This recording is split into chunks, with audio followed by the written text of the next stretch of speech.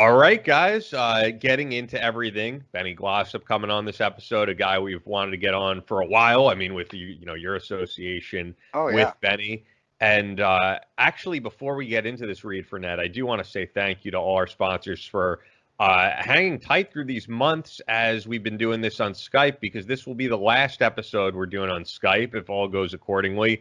I will be back in studio. Sound quality will be back to normal, and I appreciate you guys for bearing with us during quarantine. With that, I want to let you guys know about Ned.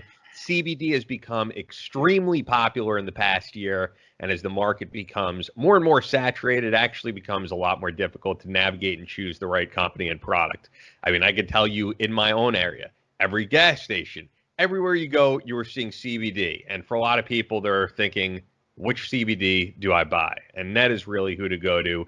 And that's because they produce the highest quality CBD extracted from the finest organic hemp plants from a small homestead in the bountiful farmland of Paonia, Colorado. Ned is a wellness brand offering science-backed and nature-based solutions that offer an alternative to prescription and over-the-counter drugs. They even have a blend now for immunity, which is really great because right now in this time especially, you guys are going to want to check that out. No isolates, no synthetic ingredients, full transparency. Ned shares third-party lab reports, who farms their products and their extraction process, all right there on their site. Their full-spectrum hemp oil only contains their CBD extracted and non-GMO MCT oil. That's it. Great taste. And we've talked about the benefits before. If you're someone who's experienced post-traumatic stress, this is something you're going to want to try. Getting off of all those prescription drugs and really doing something that's natural and good for you. An anti-inflammatory, natural pain reliever, treats depression, and it's a rich source of antioxidants. So many more benefits that I know you've experienced since getting Yeah. on it. Yeah. And yeah, they've been great with us. Really, really appreciate them being on board for as long as they have and continuing to support us because it's a great product. Yeah, fantastic product. The oil speaks for itself. The CBD oil, just like Ian said. My surprise was the body butter. How because I thought it was just a lotion. I thought, oil the skin, moisture 'em up, and after I read about it a little bit, and I suffered because of the lifestyle I chose to live. A lot of aches and pains now in my getting to my older age. I think I'm still a young buck to some people out there, but getting close to 50 and no, I didn't know could be used as an analgesic. I didn't know it had anti-inflammatory properties till I studied it a little bit more, and then I started using it.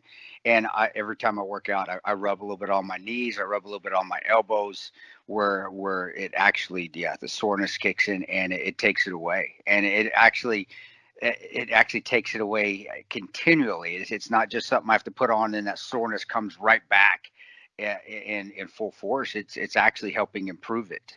So I'm able to still run, put about 40-50 miles into running a week and still lift, and that body butter has worked wonders. And so if you have arthritis, guys out there, and I know a lot of you veterans are getting it, or you do, and you have it in your hands or their joints, try that. And then of course the CBD oil. I went back to taking it before bed. And it still is tremendous. Still helps me go right to sleep and have a good full night's sleep. So yeah, try them both, guys, and then maybe somebody could get, if they did try the what's the other one we had there, brother? The one they just put out, the immunity. Oh, the immunity blend. Yeah. If you try it, guys, let us know. I know I haven't, so I can't speak eloquently on it. I don't know if Ian has. I don't think he has either. Yes, but if you do, please reach out and let us know how that goes. But the other things, the CBD oil and the body butter, I swear by it, and I will use it pretty much for the rest of my life. If the rest of my life, to help me continue to stay at the levels I'm used to staying at in training and just daily activities. 100%. And, I know right now during this time, a lot of people are having sleep issues, a lot of stress. I think a lot of things on people's minds. So if you're one of those people and you're looking for something to sleep, want to go with something that's not habit forming, that's not bad for you, this is really the way to go. As always, Ned will not get you high. Full spectrum hemp is a non-psychotropic. Ned products contain a minuscule amount of THC, less than 0.3% as allowed by law. And if you want to check out Ned and try CBD, we have a special offer just for you guys, the Battleline audience. The people who have tried it they're customers for life now. So if you want to be one of those people as well, go to www.helloned.com/Battleline or enter Battleline at checkout. You're going to get 15% off your order plus free shipping, whether you're doing the body butter, CBD, immunity blend, any of that. Just use the coupon code Battleline at checkout. HELLONED.com/Battleline. 15% off your first order plus free shipping. Thank you, Ned. Let's get into everything.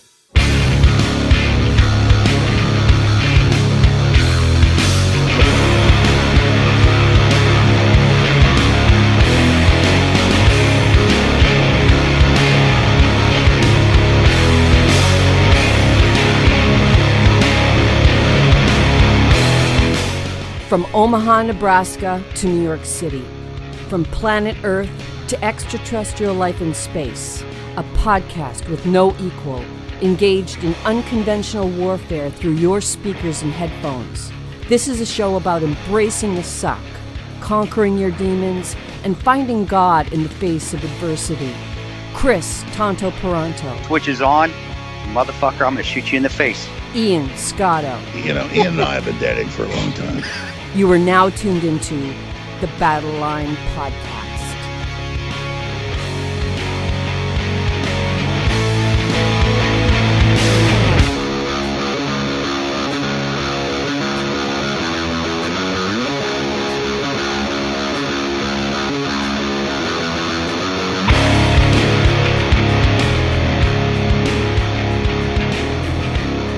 Switch is on, and hope you guys like the new intro. I've gotten some good comments on it. I really enjoyed making it. I enjoyed putting that together because Debbie did a great job. Jimmy did a great job with the music, and I like being creative like that. I like putting stuff together and making just a really cool sounding, slick intro. So. Oh, dude, you caught me right in the middle of drinking a coffee, having a drink of coffee. But the intro for Debbie's fantastic. But Jimmy, oh my gosh, who gets to say? Yeah, the founder, one of the founders of Puddle of Mud, did the guitar riff for your intro, and it's freaking kicks ass, dude. So I love when you send it to me. I'm like, that's badass. The guitar intro makes my Twitch is almost shoot you in the face, motherfucker, sound like so weenie-ish because the guitar intro is so hard. That's what's cool about it. So I'm pretty impressed with you, man.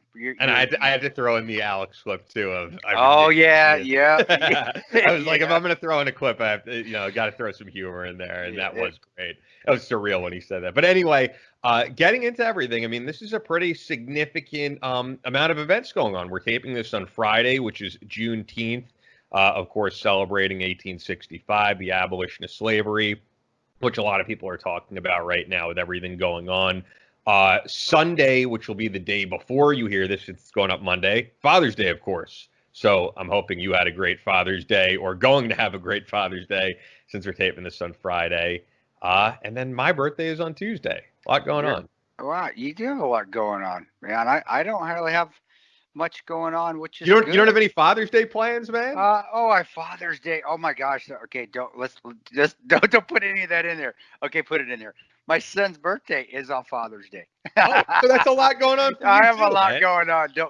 Okay, you can put it in there, Tan. You'll hear it, and I'll get my ass whooped later for that. But do you have like birthday / Father's Day plans, dinner out type of thing? No, not that. We have a local restaurant here called Tussie's that's down the road, and they're awesome. It's not a chain, and it's right down in a little area right by our house, which is out of the way of everybody of the city of Omaha. So we may do that. That's always fun, and the people know us there because we go there all the time. But really, my son, I remember him. We asked him what he want for his birthday, and he just counted to 37. He's 5. He's 4. He's going to be 5. And he says, I want 37. And we're like, what's 37? He goes, I want 37 presents. So we have to figure that one out.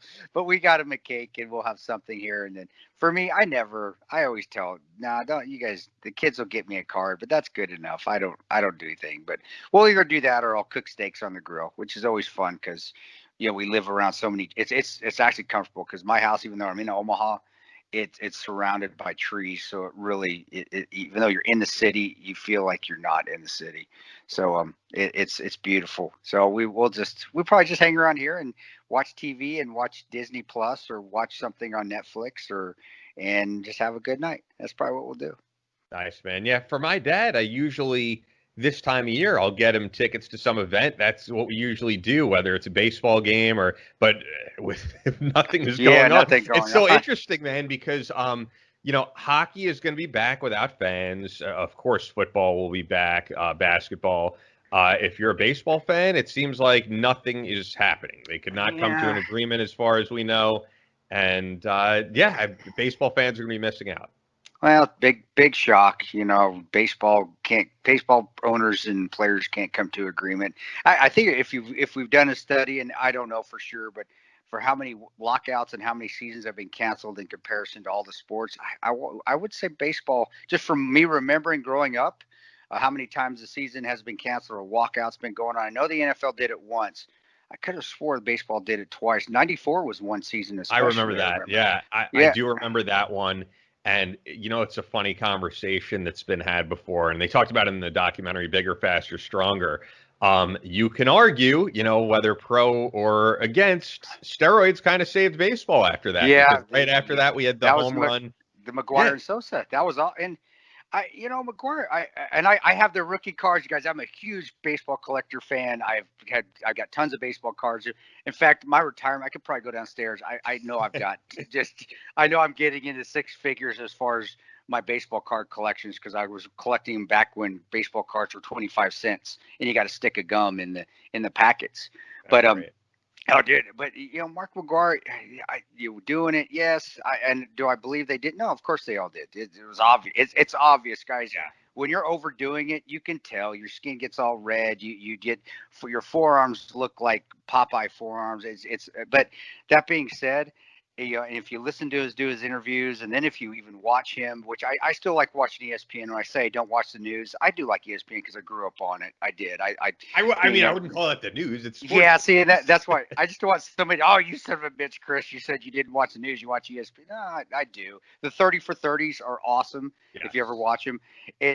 But growing up, Mark McGuire, even without, he still was like a gentleman, an ambassador. He was professional. He's a dad. He didn't ever come across as an arrogant athlete, at least to me on watching him grow when I was watching sports.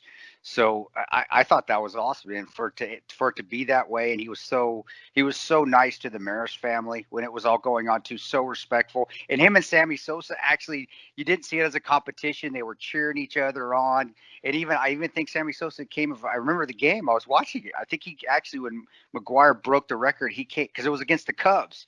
He came across the field and gave him a hug out of his right field position. I mean, how many times are you going to see that nowadays? Probably never. Never. It was. Yeah, you're right, bro. I totally agree. It did save baseball, and then.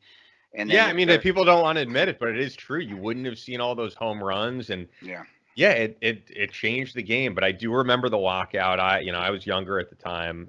But anyway, man, I just figured I'd mention that. Getting into everything, we have a really good email. We also got. I'll address this one really quickly because other people might be wondering, and then I'll get to the email. On Instagram, I got a message. Hey, Chris and Ian, what is the source of the March cadence you have at the end of each podcast? It sounds familiar. I'd love to listen to the complete cadence. Thanks. So that is Mark Slaughter, Never Given Up, and it's actually in the song itself. So the thing is, if you go on iTunes or any of that stuff and you buy the song or listen on Spotify, there's a single version where it didn't have that. And I was in touch with Mark when he made the song, and the song was about guys struggling from post-traumatic stress, guys who have lost limbs in combat. The whole idea of, as the song says, don't let yourself stand in your way, never giving up on yourself. It didn't originally have that. And then when he put it on the album, he added that, and it really made sense. So I was like, we're going to use that. So yeah, that Army cheer that you hear in the background at the end of each episode, if you get Never Given Up off the album version, not the single version, you're going to hear that at the end. So thanks for the question. And then I have an email here, and it's cool to see who listens to the podcast, because this is a sergeant from the Boston Police Department who had a question, which I thought was pretty cool. So this is sent to battlelinepodcast@gmail.com. Hey guys, I'd like to start by thanking you for giving great content. It's refreshing to be able to listen to people that are unapologetic Americans, stand up for what they believe in, and aren't scared to voice their opinion. I genuinely enjoy listening, even though I'm a few episodes behind. I was curious what your thoughts are on this Capitol Hill Autonomous Zone, Chaz, in Seattle. I'm absolutely dumbfounded by the East Precinct being abandoned and 6 blocks essentially being given to this group. I understand they've given a list of demands as well. Do you believe their demands will be met? If so, what are the potential ramifications of, or for lack of a better term, the mayor and police chief bowing down to this group? I know you guys don't care for getting political, and truthfully, it's not my thing either. But from a safety and security perspective, what are your thoughts? Thanks, and be safe. Respectfully, Sergeant N. Tamargo, once again from the Boston Police Department. So cool to get that email. Yeah. Hey, bro, I've seen a little bit of it with me not paying attention to the news a whole bunch. But I have being from 2nd Ranger Battalion and being stationed up at Fort Lewis, I still have a lot of Ranger buddies that live up in Washington. I had a buddy of mine, Jeff Lisenby, that actually Ranger, and we also were contractors in Iraq together. He was on my team in Baghdad. Well, he hit me up and told me that was going on, and I just said, bro, it's time for you to leave. It's time for you to get out of Washington. And because and then going back to what you're asking, though, in my opinion, it's the, there's reasons why we don't negotiate with terrorists, and that group, if they're part of Antifa, it's been designated terrorist groups. There's reasons for it. Now, I don't know. I know all those people there aren't terrorists. They're protesters. But what I'm saying is that when you start negotiating because they've given demands and they've taken over, and you give in, it sets a precedence, and then it sets a precedence for other people and other more violent protesters to do this sort of thing as well. So you really can't negotiate with them. I don't see it. But as far as the politicians and the giving up that area and the police department giving up that area, dude, you made a mistake. But Washington, that's who you voted for, guys. I don't know. You kind of reap what you sow, and if that's what you're into, and that's who you're putting in power, and that's what they're doing, then you have to give it out. You have to just let it play out. That's the best thing you can do. You can't go in there. It's not like they took over the embassy annex in Benghazi, a bunch of terrorists, and they're killing everybody. You can't go in there and just take it back by force. So that's not what you need to do either, because that doesn't set a good precedence for law enforcement or the government itself. Now, if there's Ian, and help me out, brother. I don't know if has there been any violence going on in there? Any killings? I don't know. I don't think there's been killings, but I think there's been some violence. Well, and violent, but then again, if the group that's going in there and taking it over and saying this is a police-free zone, well, guess what? You're reaping what you sow. Either wait, I don't want any police in this zone, but now I want you to come help us when there's people getting assaulted. No, that's what you get there. People don't. When you start something and you take it on, you gotta look at it and look what the consequences can be, and you better accept those consequences if that's what you're going to do. And if that both sides are that, both sides, with the government there in Seattle, the governor, and then with the people there, you put yourself in that situation. Now you just got to let it play out. You have to let it play out, unless there is machine guns going on there and they're attacking and they're starting to take over city blocks by force with guns and RPGs and mortar rounds. And no, that's not, we can't do that. You can't roll through there with a tank. That's America. That's why we're not other countries. And if that happens, if something is done by force, man, that's going to set a bad precedence, and it's just going to draw this out even longer than really what it's already should be. And that's my opinion. I really, you got to sit back and just, okay. But then again, as a complainers with those people, I'm going back in a full circle. The people that are sitting there, they're squatting there, or they've taken over those city blocks. You can't sit there and be, hey, where are the police at when there's a problem going on? So if there's massive violence going on in there, yeah, I do believe either the National Guard will assist and law enforcement has to go in there and take and disperse it. Not going in there by shooting people, not going in there by just with the least amount of violence as possible. Let's put it that way. But again, the people that are there, if you're complaining now, and if they are, I don't know, Ian, I have no idea, but if you are complaining that we're not getting help when there's something violent going on in that group, in that little section that you've made it an autonomous zone, that's on you guys. That's that you reaping what you sow. That's the consequences that you have to accept by doing what you're doing. And I don't think that in America, I think a lot of people don't take responsibility for their actions, and that's what I see. So without knowing a lot what's going on in that area, except that it's going on, I don't know the specifics. Maybe you can talk about a little bit better, Ian, than I can, which you probably can. No, I mean, I think everything you said is pretty on point. But brother, that's it. I take responsibility. If you act a certain way, you're gonna whatever happens to you, that's your responsibility. You have to take ownership for that. And that's the problem now I see with a lot of this is people don't. They pass the buck. We see that. But you know what? What can you say about it? We follow our leaders. That's what our leaders always do. When have you last seen a politician take responsibility for making a mistake? Never. I think the last one was when Bill Clinton was getting Monica Lewinsky. He was getting impeached, and a Republican senator, I forget where he was from. It was a Republican congressman, was also caught in the same as having an affair, and he went up to talk in front of the House Speaker House or whatever he was, and he demanded Bill Clinton to resign, and he was being yelled at on the floor about him having to resign, and when that happened, he actually resigned right there on the floor. He says, "I take full responsibility for my actions. The right thing for me to do is step down from my position," and he actually did it right there on the floor. And then what was that? That was during the Clinton years. So what was that, in the 80s, 20-some years ago? No, 90s. 90s. Okay, well, still 20-some years ago. But that's the last time I saw a politician actually do something, make a mistake, and then take ownership for that mistake. So it's a weird thing though, because I mean, I'm personally a believer that whatever these guys want to do in their personal life, I could care less. I mean, Quentin's offense was lying under oath. It wasn't having an affair. Yeah, but the whole let's not, don't bust my balls or tit for tat. But you get what I'm saying. The mistake. No, I do, but I mean, look, this current president had an affair while his wife was pregnant. And exactly, but that's what I'm saying. They don't take ownership for their actions. One has. It always falls down from the top, people, and that's why in our country you don't see people taking a lot of ownership for their actions. They pass the buck. That's not my fault. It's somebody else made me do it. Oh well, I'm okay, but 99% of my other guys, they're not. Or wait, well, I don't really fall in that group. Oh wait, I just had a bad day. It really didn't work.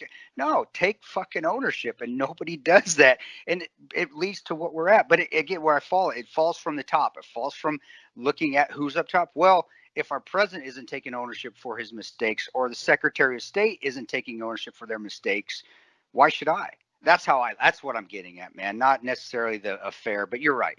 If you're to be perfectly right on point, you're exactly right, Ian. He wasn't impeached for. No, and the reason I say it though is because it's really a lot of left-wing people will go, "Oh, what did he do that was so wrong? He got oral sex in the Oval Office. Who cares?" But that is not what he's impeached for. He's impeached for lying under oath, and that is a big offense. You can't lie, no matter who you are, you can't lie under oath.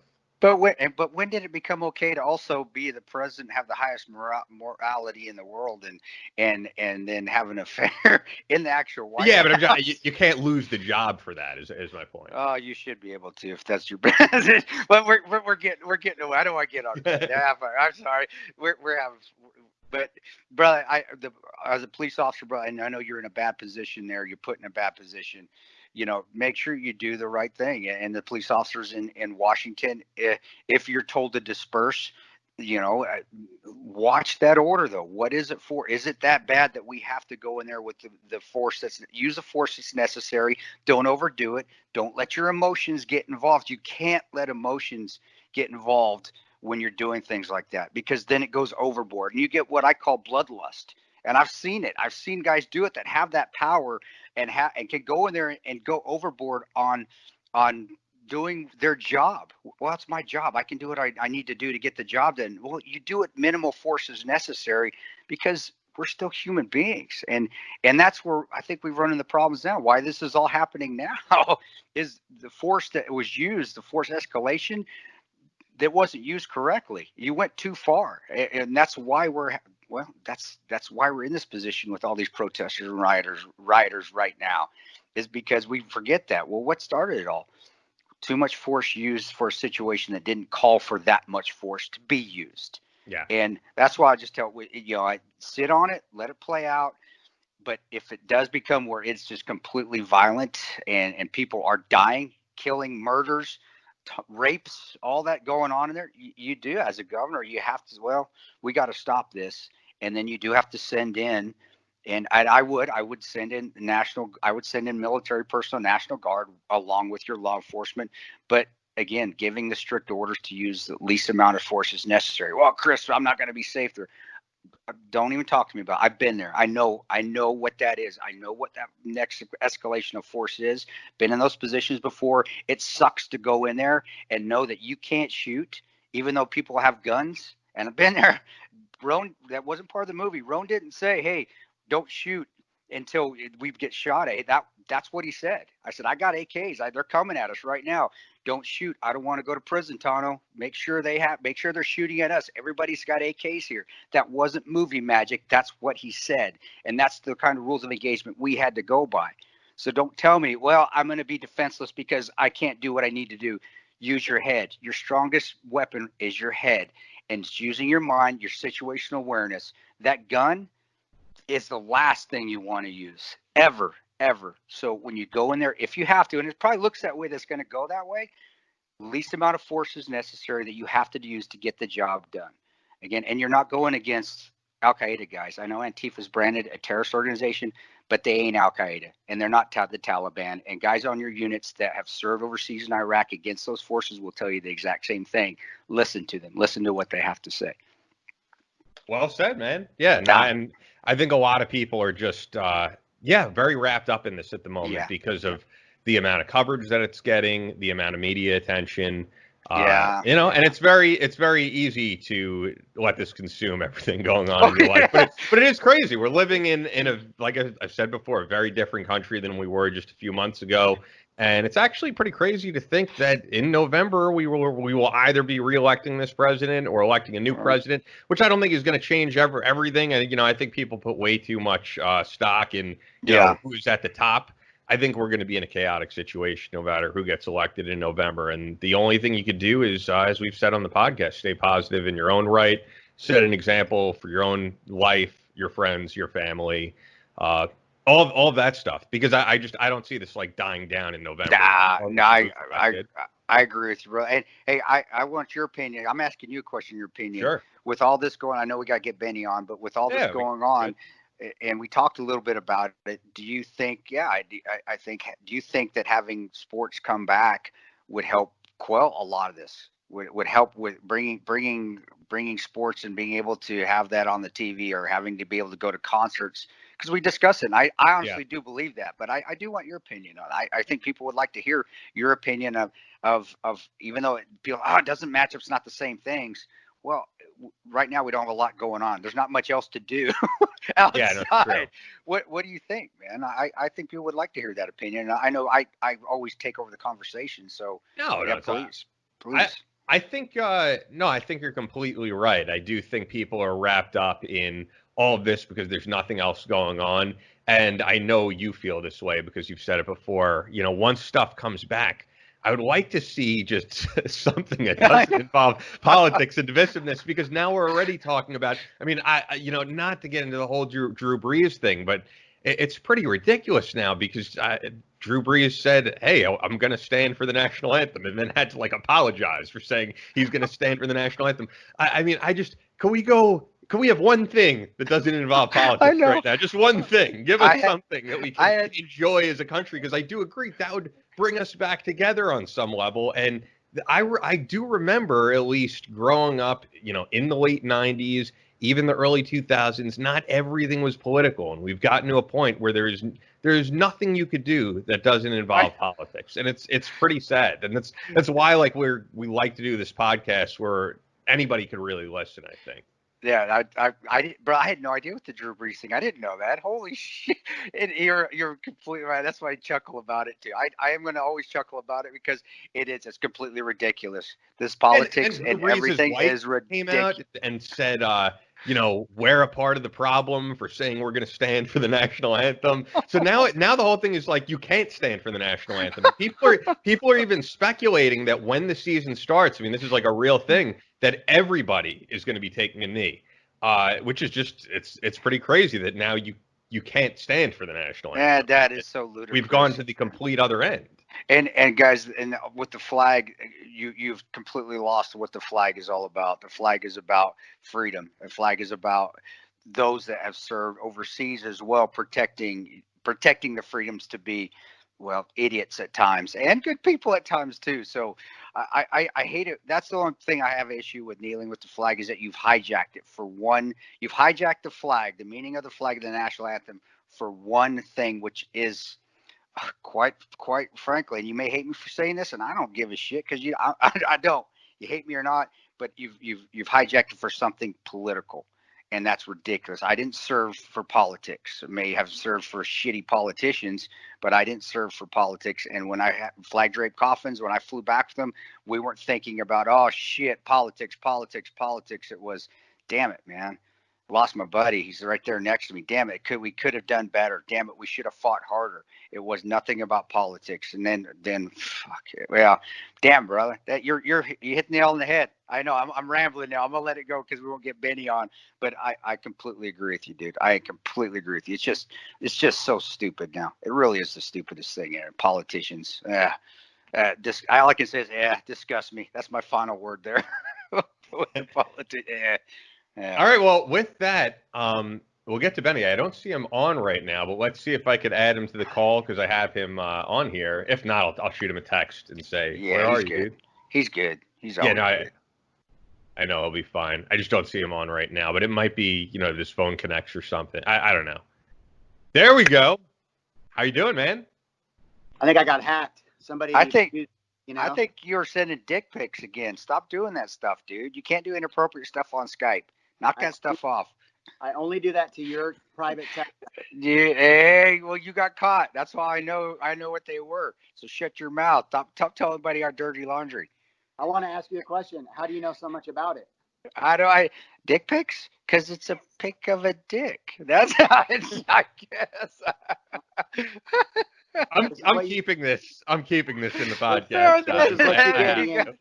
I could show the camaraderie between you guys. So for the audience, though, for the proper introduction, Benny Glossop, also known as the Professor, of course, firearms and combatives instructor with Battleline Tactical and his own company, Integrated Combatives Group.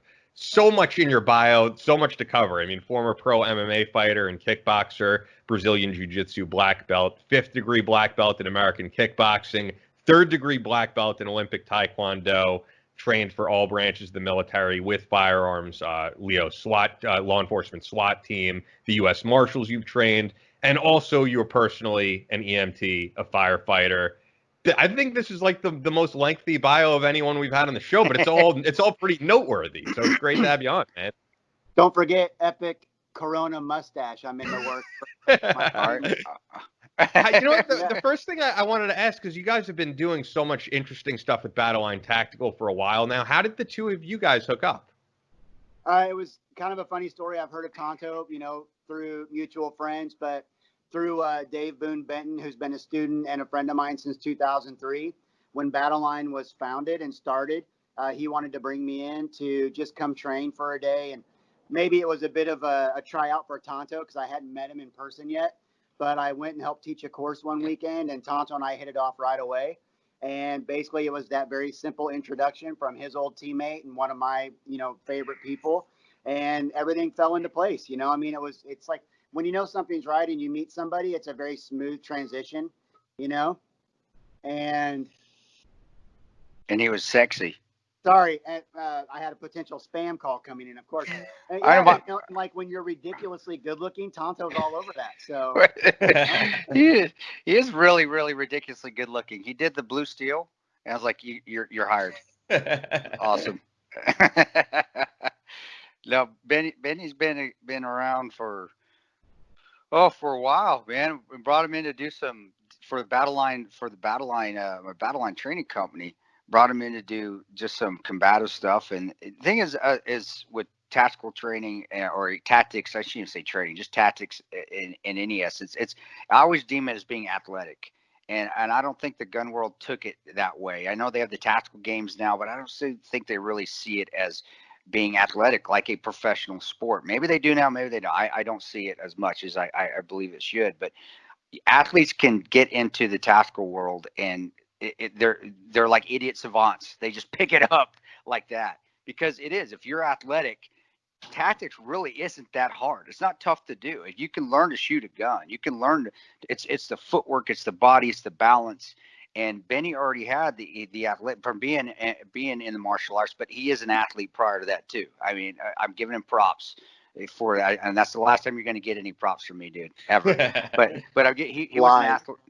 He was an athlete before MMA, and so when he came in and he started to just watch and learn and pick stuff up, he picks it up really quick. And good athletes can pick up tactics so easy because it's all about balance and footwork, and he's got it. So that's why he comes in. Yeah, he still does the combative stuff, but he also gets the firearms portion. That's why he's out there teaching and training with other units because he's good at it. And if anybody, nowadays said, yeah, he told them, I've only really been doing this for about a year, they'd be like, what the hell? But it just goes back to his mindset and him being a good athlete. And also he's already got the instructor thing down because he's been doing that for years. And like I said, he's dead sexy, especially his cauliflowers. They really are sexy. Hey, bro, when you came on, I was asking, and we talk about it in your opinion, but just go in because your mindset of training. A lot of people are out there listening to us. They want to get into tactical training. They want to get into firearms. They want to get into combatives. Because what you teach people is your mindset of how you just bring them down. You bring them to have fun and laugh. And that's the battle line is too. We always preach that, how we're going to have fun. Can you get into your mindset of being a trainer? And let's say you're going to talk to somebody for the first time that's interested, but very, very intimidated by the tactical world and combatives and MMA. What would you tell them, and what would you say to them? And then how would you train them? How would you start with them and bring them up? I'd like people to hear that because it's important, because I see that every day when you go train and you teach people. But I want people out there that are still on the fence about learning tactics and learning firearms and learning combatives. This is the way to bring them into the community. And we need more people like that in the community. We need new blood. So could you do that for me? Based almost like a little Benny Glossop recruiting video, and what your feelings are as far as new people coming into the world of tactical training and combatives. I think the scariest thing for people right off the bat is the ego, right? They think they're not good enough. How could I compete with two heroes from Benghazi? How could I compete with a pro MMA fighter? How do I compete with that guy over there that's so tactical with 30 pounds of elite gear on? And it's crazy. The ego forces people into an unwanted intimidation. And for me, I live in this world where I feel like people look at me like I do have this long bio. I do have this looks great on paper, my resume of the different things. But I'm not better than anybody else at anything that I've ever done. I never think that I'm good enough either. I just want to provide the knowledge that I can provide, and I want to be able to help people get better. If you're 1% better today than you were yesterday, then you're already have improved so much, because you add 1,000 days of 1% on, you're 1,000% better. And that's not think about no training today and a simple 3 years from now, how elite you could be because of 1,000 days of training. Yeah. So when you remove the ego, which I'm not saying that I don't walk with a little strut or I don't have some confidence, because if you don't believe you're good enough, then you shouldn't be doing the job either, right? So there's a balance there, right? Yeah. But I feel like everybody's an athlete. Everybody is an athlete. If you're a 400-pound, 5'8", 400-pound person, you're still an athlete. Maybe you've got a lot of work to do, but as long as you're not sitting on that couch eating potato chips every day, if you get out and go walk a half mile, try to jog a half mile, and you do a little bit more every day, that's athletic. That's athleticism at work, and you're working to improve yourself. So everybody's an athlete. Everybody can pull a trigger on a gun. Everybody can move from the blue barrel to a parked car. And I think that, when you just let people know you're no different than anybody else. I could teach Ian how to fight, and in a year to 3 years, you might be spanking on me, and I did my job as a coach is to make you better than me, right? When I wrestle with Tonto, he doesn't stand a chance, and he never will. But most people, Dude, I just love having your hands on me. I just right? melt. Like, I don't want to fight. Just rub me, man. Just rub me. But I think that my approach is to try to ease the ego, right? If you check your ego at the door, and if you're really not trying to be better than the person next to you, no matter how good they are, no matter how cool they look, all you can focus on is making yourself better, then you're going to be amazed. And I won't mention any names without permission, but we have a girl that's done a whole bunch of our battle lines. And the first time I met her, it was the second one she'd ever done. And she was so nervous to go step on the line and shoot. And I was like, well, just, nobody's around, pull the trigger, show me what you can do. And I'm not even a firearms instructor. I'm teaching combatives. And that girl was like a dead shot. And I'm like, what is wrong with you? She goes, well, I'm not afraid to shoot a paper target, but I'm afraid to do a concealed carry because I don't think I'm good enough. I said, then do more battle lines, train for 6 months, look at where you are today to 6 months from now, and look at how much you've improved in that short amount of time. And you're miles ahead of the people that carry every day and they never train, period.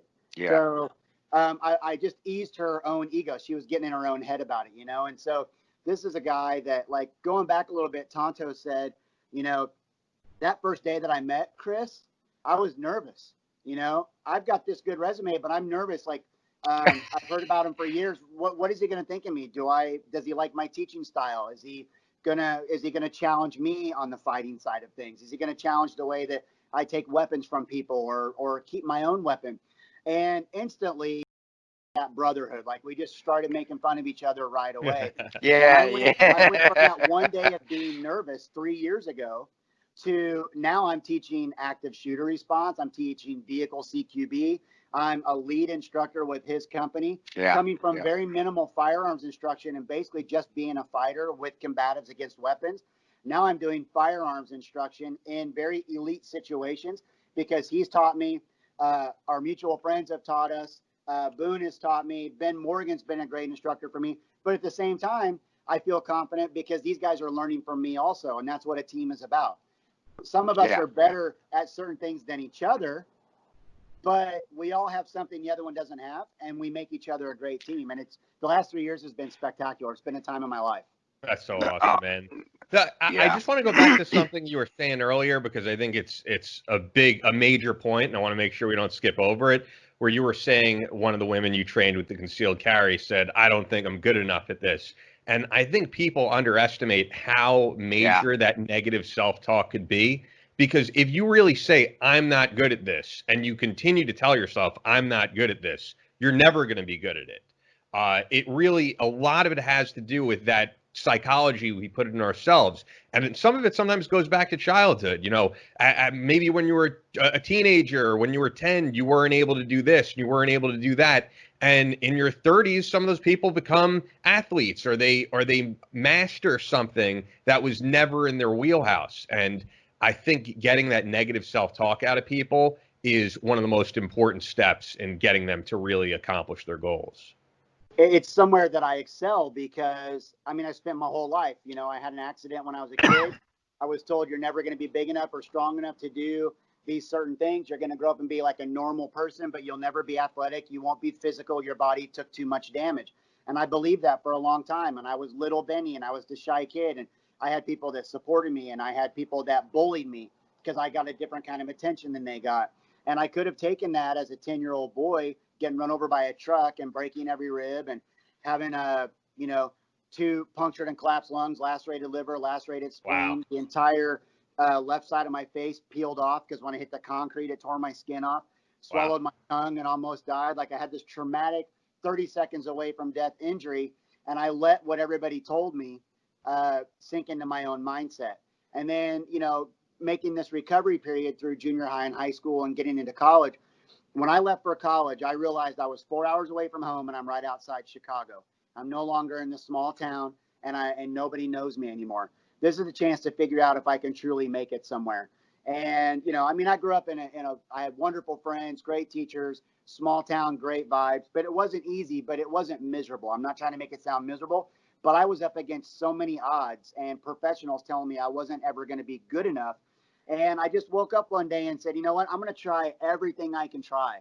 And I'm going to go after everything I can go after. And if I fail, at least I know that it's because I tried and failed, not because I didn't try because someone told me I wasn't good enough. So I think that I kind of excel a little bit in that leadership of telling people, you'll never know if you don't do it.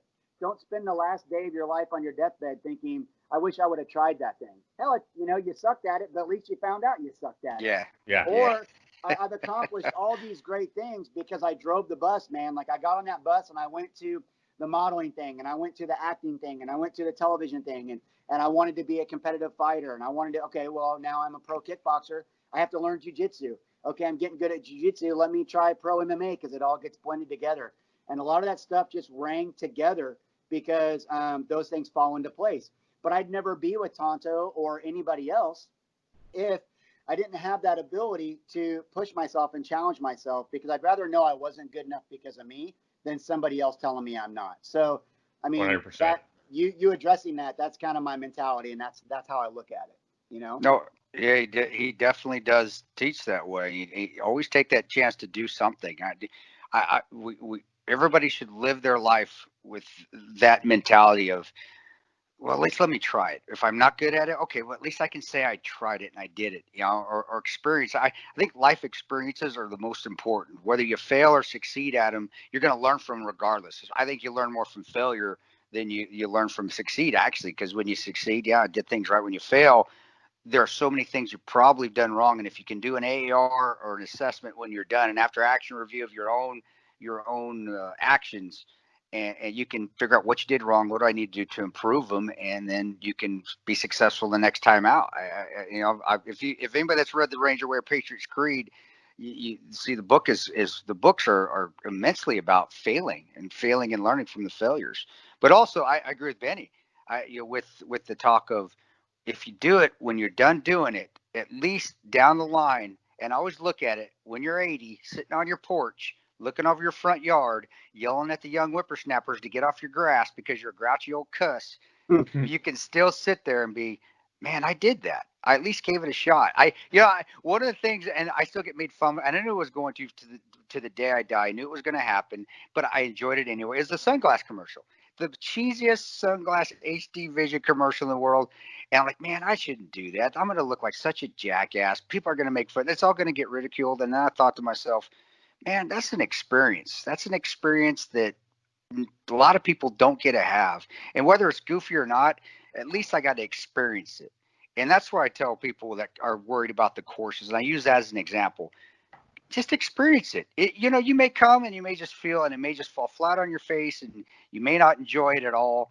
But at least when you're done, you can say, well, at least I tried it. The worst thing in the world for me would have been to think back, well, man, I wish I would have done that. I hate that. That's the pet peeve word. I wish I would have. I wish I would have. No, don't wish you would have. Go do it. Then you can say, well, I did it, didn't like it, not going to do it again, but at least I did try it. And I think it's where Benny's coming from, and especially people that are new to the tactical world or new to anything, you still got to give it a shot. At least give it a shot and see if you enjoy it or not. And you may find that it's one of the most favorite things in the world for you. We've had people that continually come to our courses now, the Battleline courses. I know Benny's had the same within his dojo, that they first thought this is going to be miserable, and now they're hooked. They're like lifelong. And actually we have another gentleman in Texas that was terrible, came out to the course, wanted to learn, terrible the first time he came in to do tactics, and now he's, God dang, I'm like, wow, dude, you're clearing rooms, you're shooting, everything looks spot on. But he had to take that first step, and he did. And again, that's why Benny's an instructor. That's why we only have a few instructors at Battleline, because you got to have that mindset. That's what I want to, and I want to work around guys like that. We give each other, we get on each other's nerves every once in a while, but in the end, though, it's the same mindset of leaving, and man, that was fun. We had a good time. Everybody enjoyed it. And I always ask Benny, I don't ever ask him, hey, how'd the training go as far as tactics? I go, hey, how'd the smile? People, how'd they do? Are they having fun? I always ask that. Are they having fun? And I don't have to worry about Benny because he always makes it fun. I mean, even though as much as I want to say he doesn't at times, just so I can give him shit, I can't. I'll go ahead and he's having fun, he's smiling, and I always have to go and pull him away because we have to do rotations. Like, dude, you're going over time. Stop talking. Stop enjoying yourself too much. Get him over. Get him over to the next station. But that just says what kind of person he is. And you're a public speaker as well, brother. So I know you when you do some public speaking and you get out there on the road. Do you talk a lot about motivation and overcoming adversity that way, or just trying things new? I know it's staying positive, but when you do your public speaking, what is your main theme when you go out there and talk? I know it's hard to talk about all that. So what do you try to combine it to, and when you talk to groups? Yeah, a lot of times, they'll have like a specific thing. Tell your story about your accident and how you overcame it, and your never give up, never stop fighting lifestyle type thing. Sometimes they want to talk about how can one person have so many jobs? Like this morning, I was at a new doctor this morning, and he was like, "What do you do for a living?" And I said, "Well, it depends on what day it is." Like, you look at my resume. I mean, am I at the gym? Am I doing a TV show? Am I doing a private lesson? Am I personal training? Am I at Battleline? Like, good Lord, it's weird for me sometimes too. But the main message is always exactly what you said. It's the motivation, right? You have to be motivated. Like, you have to get off the couch. And if the best you can do is a mile, then go do a mile. But I want people to not be intimidated by something new. If you lose the fear factor and you don't care what other people think, then, it's so much easier. Like, here's a good example of what I might say to somebody. One thing that makes me so proud is I run a lot of races. I run ultra marathons. Yeah. And I do a lot of runs, and you know who makes me the most, like put a tear in my eye sometimes? I get like so inspired by people. I'm amazed by my friends and the people I know that are fast. Like, they can run 15-minute 5Ks. They can run the 2 hour and 20-minute marathon. Like, that blows my mind. But you know what? You're good at that. You're an athlete. It's easy for you. So while I respect everything that you have, you found the thing you're good at, and you're pushing yourself to excel at it. Sure. That's awesome, right? Your work ethic is applaudable. But the people that warm my spirit and motivate me to continue to try to do better is that super overweight man or woman that I kind of mentioned earlier, that's 150 pounds overweight, 200 pounds overweight, but they signed up for a damn marathon, and they're the last ones to finish. And when they could easily say, I'm never going to go run that marathon because everybody will laugh at me. Everybody will look at the fat person. Everybody will look at the out of shape person that's struggling, and they're going to make fun of me. Why would that person choose to run a marathon? I look at it like, you're doing everything you can do to make yourself better. Some people are just big. Some people are just big. It is what it is, right? But you are taking away all your fear and all the stereotypes, and you're showing people that I finished a marathon. And the beauty of marathons, the person that gets first place and the person that is in last place, they get the same exact medal. Yeah. They achieved the same thing. And so when I do my public speaking, it's always on a motivational forefront. And I try to approach it kind of with that mentality. Like, go take a chance, go impress yourself, and then you'll impress other people. And the fact that someone like that actually completed the marathon is huge. And I really mean that, because I can tell you that this is kind of interesting, and you telling me this is reminding me of something that I won't name his name, but there's a guy I worked with at Sirius XM who was out of shape, didn't run, didn't do fitness, any of that. And he decided a year before, he decided while watching the Boston Marathon, next year I am going to run this Boston Marathon. And he was apparently so motivated to do this, he made a podcast about getting in shape to run the Boston Marathon. And I checked up on him a few months later, did a whole bunch of episodes of this thing. What happened, man? Did you run the Boston Marathon? No, I didn't end up doing it. So do you know how many people say, I'm going to do this, then 3 months later, 6 months later, I'm not going to do it. So the fact that someone who really is not in the shape to do it is being told, what, are you crazy? This is not in your wheelhouse. And they actually go out and they do it. That is inspiring. I one thing I tell kids, I want to just advance a little bit, if it's okay, is I wish somebody would have told me this when I was 10 years old, especially like having the accident and struggling. But the same message, but in a different mentality. I'll tell kids, it's canceled this year because of COVID-19, but every year I speak at the Youth Leaders of America. I'm a returning guest every year they've ever done it. I'm one of the 2 or 3 guest speakers that comes to talk to these kids, and it's such an honor, And I tell the kids, I'm like, how many of you love math? You know, a certain number of them raise their hands. And there's probably 20 kids in the room. It's an elite, small group of kids. How many of you love science? You know, a certain number raise their hand.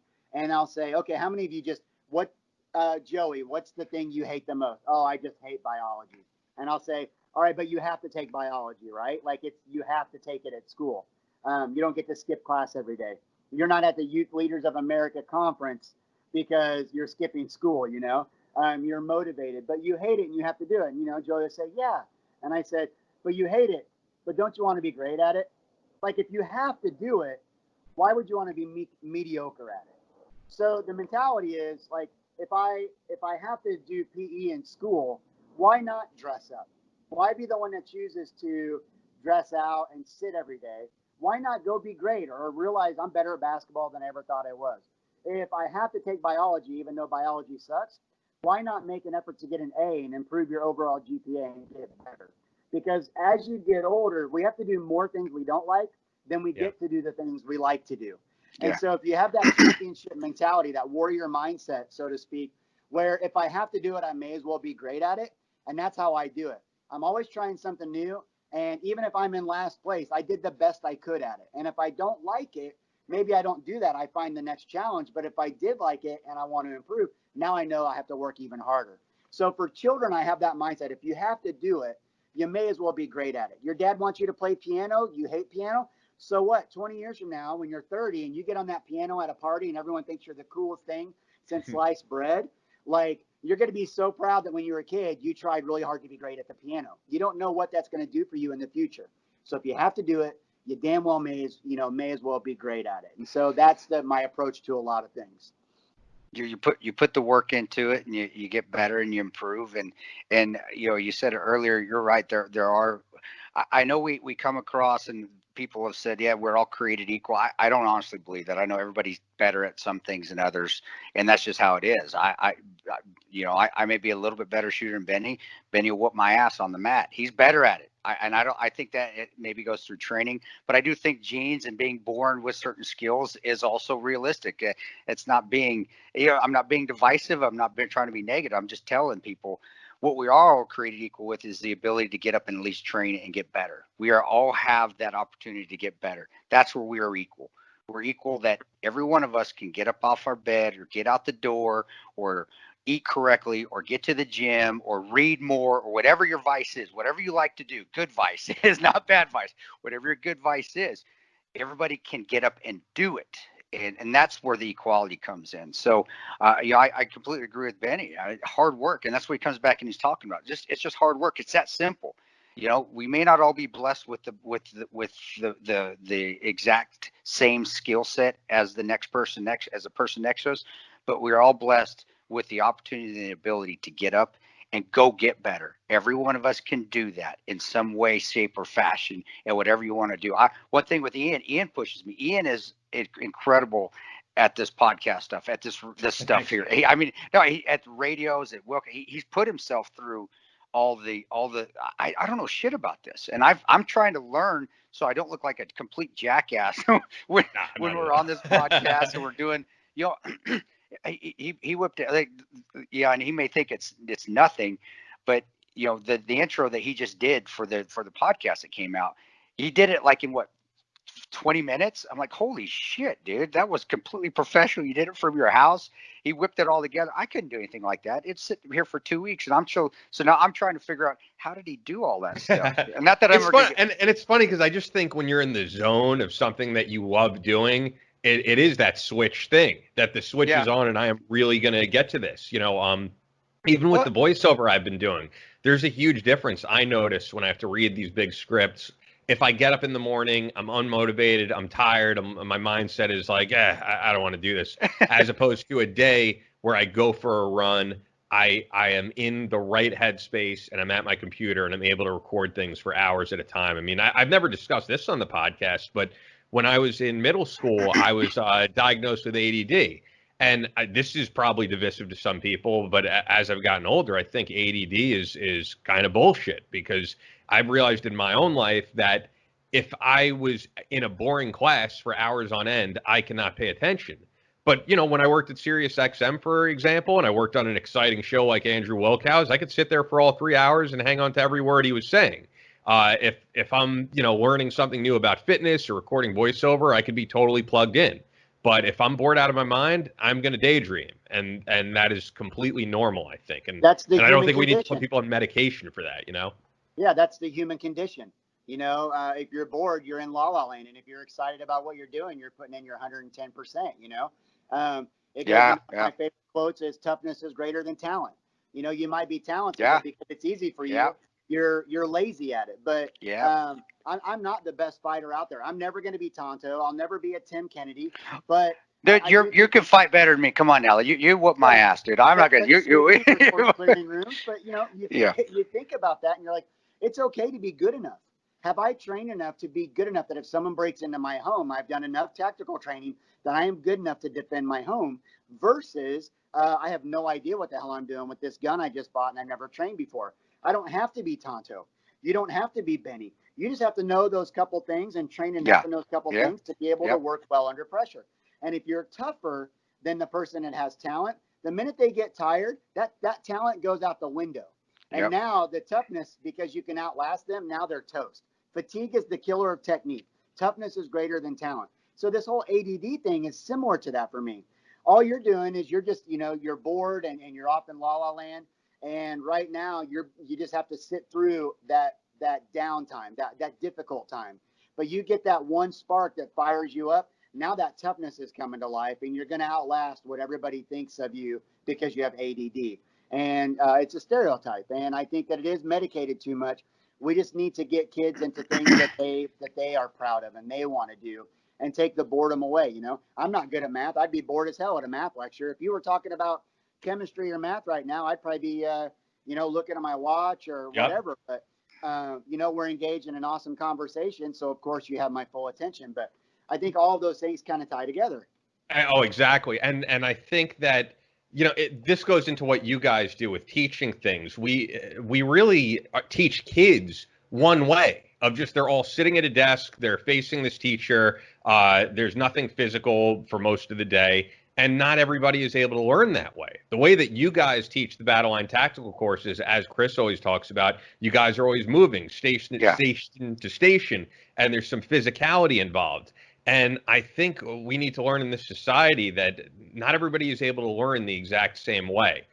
Someone who probably was horrible at school because that's not their way of learning could excel at a course that you guys teach because they need to be moving around. They are a little bit more hyperactive. And that's well said on that, because that's how I learn the best. I think the techniques that we train, that's selfish, but it's my company, so I can do what I want with it. That's how I want to train, because that's how I learned. Standing around, to me, and there are instructors that do that and they're good at it. There are, but I never learned well that way. I didn't learn by sitting there and listening to somebody talk or watching a PowerPoint for 30, 45 minutes. Some people do.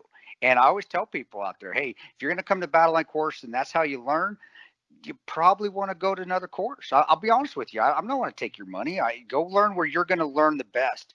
But that's just not how I learned, because people check out. Just like Benny said, you get bored. You start seeing people go on their phones. They're starting to check out. You can see it in their eyes. And the best way for me to learn growing up was to just continually do it. Whether I failed at it or not, do it. Okay, do it again. All right, do it again. All right, do it again. All right, got it, down. And doing that instead of somebody telling me, well, this is what you need to do. This is what you need to do. I was like, okay, got it. Tell me. Let's get all after it. And that's how Benny trains. Benny does talk a lot, and I'm speaking for Benny. I know Benny else.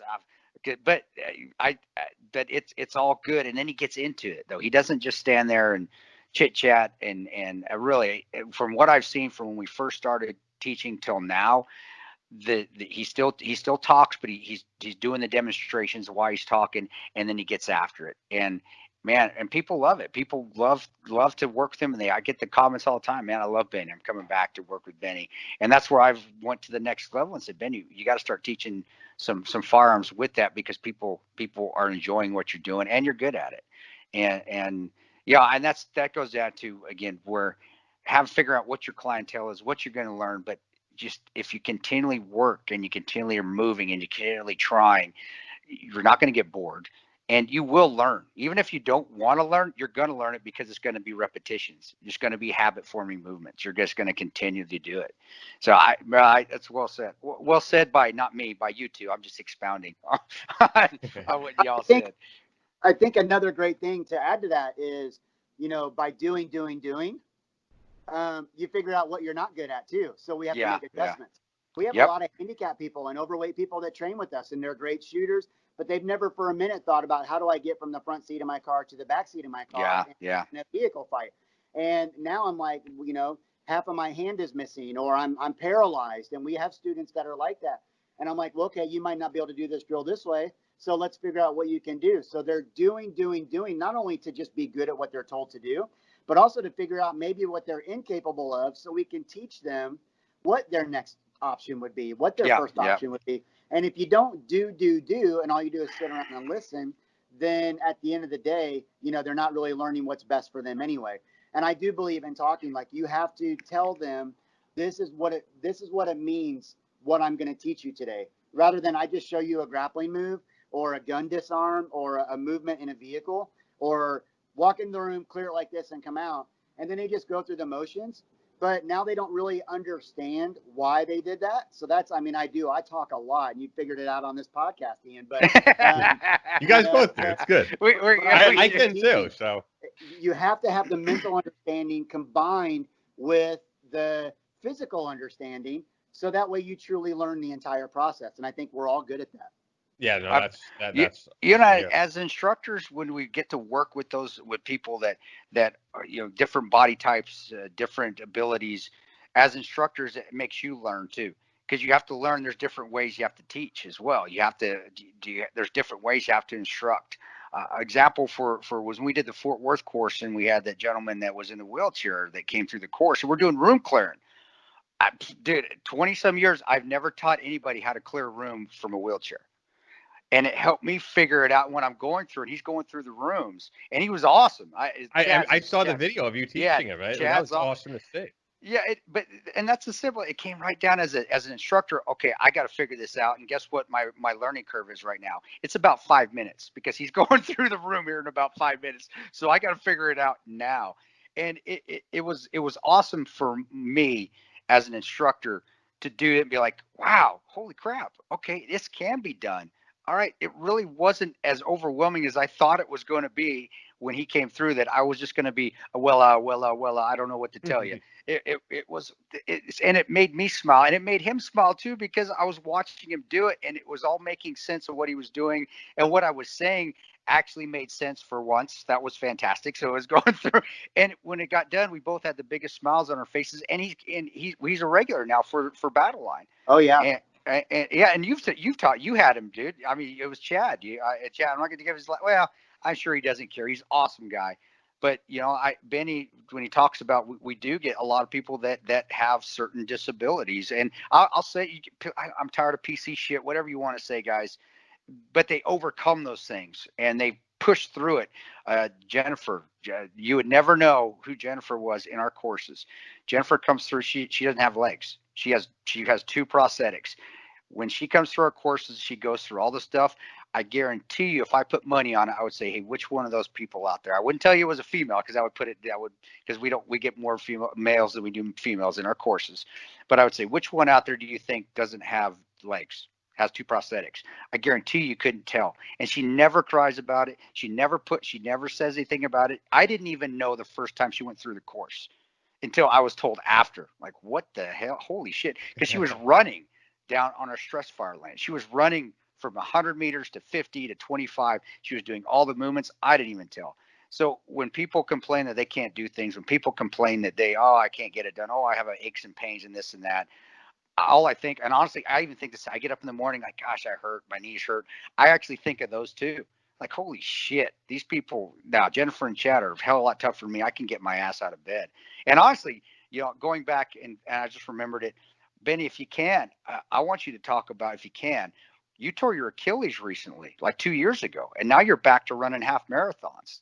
dude, go through that and tell people how you overcame that and the perseverance. Because I think that's important. Because I partially tore my Achilles playing football in college. I had to sit out a year. That is no joke. That's painful. And to completely tear it or to have surgery on it and have to have it rebuilt, to come back and now be running again, and now you're teaching again. You don't look like you've lost a step, man. That's amazing. So how did you get through it? Because I know we've got injured people that listen and are going through hardships right now with their bodies. Give them some advice, man, and how you built yourself back up to run half marathons again. So 2018, I did have a syndrome in my Achilles was hurting every time I would go run. And, I'd run 4 or 5 marathons, do 2 ultra marathons and tons of half marathons and however many 5Ks I could get my hands on in a year, just always going and doing an event somewhere. And finally, there was a thing called a Haglund syndrome, and it's where the heel of your foot starts to get misshapen and it starts to dig into the Achilles tendon. Well, in order to fix the Haglund's deformity or Haglund syndrome, they have to cut your Achilles in half and then detach it from the bone. So then they shaved about 2 inches of my heel bone off to get rid of that pressure. And then they screw the Achilles back into the heel that you have left. And then they have to reconstruct where they cut it in half to go get behind it. So it was cut in half and detached, re-screwed and rebuilt to get all put back together. And it's common with a lot of runners, but now you're talking about one of the longest recoveries of any injury that I've ever had.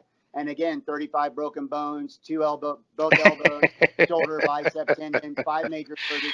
I've broken my big toe on my left 12 times, my big toe on my right 6 times, my right foot broken twice. I mean, I'm a hot mess, bro. So, but you're still sexy. You're still beautifully sexy, man. You are. I've literally spent some part of my whole life with an injury and being told, at 28 years old, I was told, okay, you broke your foot for a second time, so you should never fight again. Well, that same year, I went to the Olympic qualifier for Taekwondo when a doctor told me I could never fight again. You're 28. You have the feet of a 70-year-old man. Don't fight anymore. Okay, thanks for telling me not to do that because now I'm going to prove you wrong. So I'm a stubborn ass when people say you're not good enough or you can't or won't go do that. Let me show you. And if I fail, it's not because you were right. It's because I knew I made the effort but couldn't do it. So the Achilles was 9.5 months where I couldn't put any full pressure on it. Like I got into a boot after 6 months. It was 3 months in a walking boot, and then a different type of like heel support. So I wasn't like normally walking on my own for 9.5 months. Then it was 6 months of physical therapy. So there's 15 months right there. Then I finally got released and I started to lightly jog again. But this July will be a year to when I slowly started actually the movement process again. And November will be 2 years.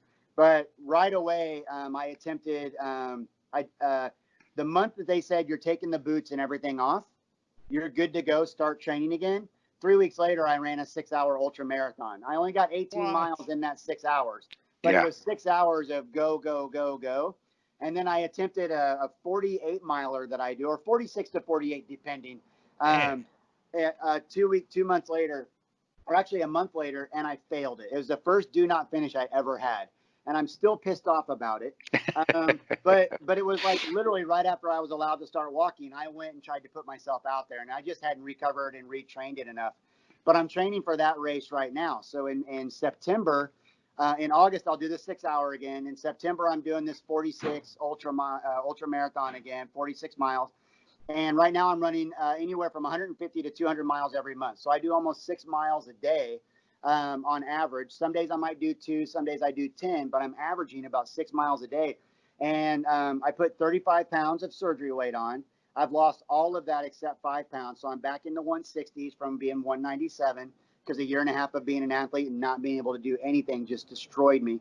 But I am not going to end my life, or when my time comes, I'm not going to have my life be over and have ever given up and said, well, you had another surgery, you probably should stop. So my mentality is like, if I can keep going, I'm going to keep going. If I'm the slowest, I'm the slowest, but I'm moving forward. And the Achilles was very tough. I did have some depression through it. I did have a lot of worries through it because I really did feel like, man, I might not ever be able to run again. And running's not just running ultras. Running is going up and down the mat so I can continue kickboxing.